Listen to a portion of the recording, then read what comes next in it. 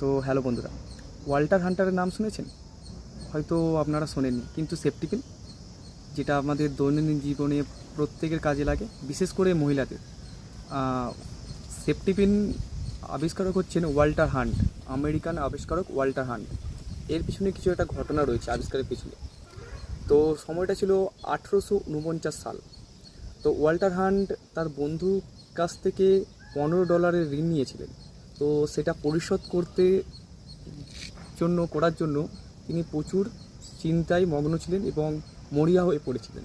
সেই সময় তিনি তার ওয়ার্কশপে একদিন বসেছিলেন এবং চিন্তা করছিলেন। সেই সময় চিন্তা করতে করতে তার হাতে একটি পিন থাকার কারণে তারটাকে পেঁচিয়ে এক সাইডে স্প্রিং আর এক সাইডে হুক আটকানোর একটি জিনিস বার করলেন।